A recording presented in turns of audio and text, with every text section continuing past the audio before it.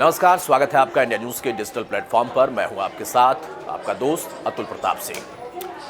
ब्राह्मण चेहरा हरियाणा के राजनीति में एक बार फिर से मुद्दा बन रहा। ब्राह्मण चेहरा होगा, ब्राह्मण समाज को प्रतिनिधित्व दिया जाएगा।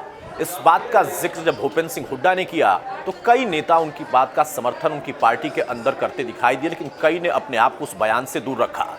लेकिन जब ये बात आगे बढ़ी तो उसके बाद बीजेपी ने इस पर तगड़ा प्रहार किया। उन्होंने कहा कि भूपेंद्र सिंह हुड्डा और उनके पुत्र को हराने वाले भी ब्राह्मण थे, इसलिए उनको ब्राह्मणों की अब याद आने लगी है।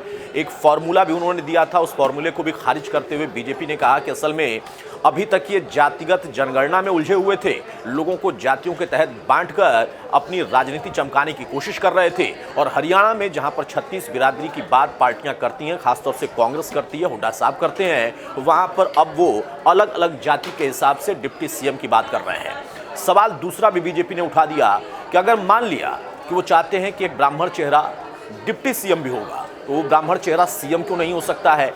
क्या ब्राह्मणों को मुख्यमंत्री पद नहीं चाहिए या उनको प्रतिनिधित्व नहीं मिलना चाहिए? इस मामले में बीजेपी ने भूपेंद्र सिंह हुड्डा को ही घेर दिया।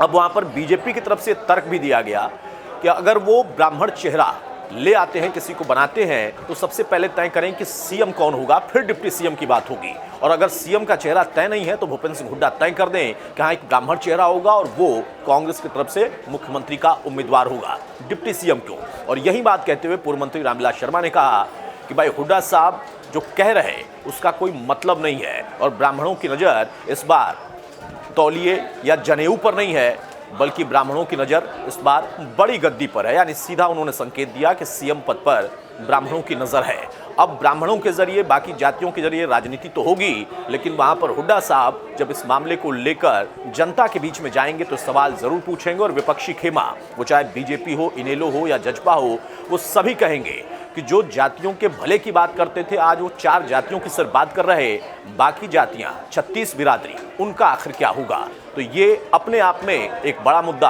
आने वाले समय में हरियाणा की राजनीति, हरियाणा के चुनाव के समय दिखाई दे सकता है।